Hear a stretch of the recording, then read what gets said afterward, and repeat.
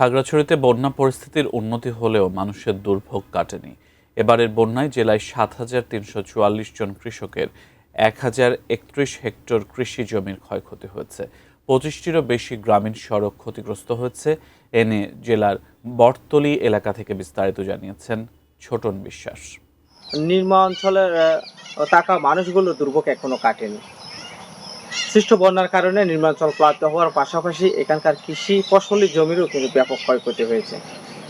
আমি এই মুহূর্তে আছি খাগড়াছড়ির যে বটতলী এলাকায়। আমি যদি আমার পেছনে এই দৃশ্যটি যদি আপনারা দেখাই, আপনারা দেখতে পাচ্ছেন এই জমিটি পানিতে ডোবা ছিল এবং পানি বন্যার অবস্থার উন্নতি হওয়াতে পানি সরে যাওয়াতে এখন কৃষকরা তাদের যে জমি যে পুনরুদ্ধারে তারা কাজ করে যাচ্ছেন। তাদের যে কৃষি ফসলি জমি এইখানে পানিতে ডোবা থাকার কারণে তাদের আউশ এবং আমন ধানের যে বীজতলা ছিল সেই বীজতলাগুলো সম্পূর্ণরূপে নষ্ট হয়ে গিয়েছিল।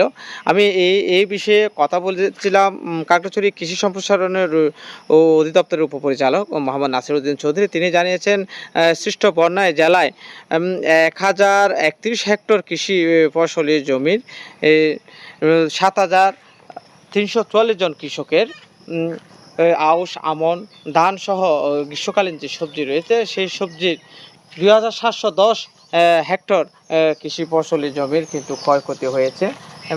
এবং তিনি এও জানিয়েছেন সেই একটি পূর্ণাঙ্গ তালিকাটি তারা ঊর্ধ্বতন কর্তৃপক্ষকে সেটি প্রেরণ করেছেন এবং যদি সরকারিভাবে যদি কোনো আর্থিক বা প্রণোদনা পায় সেটি তারা কৃষকদের মাঝে তারা সমাবন্টন করবেন। আমার কাছে বন্যা পরবর্তী এই ছিল খাগড়াছড়ি থেকে সর্বশেষ।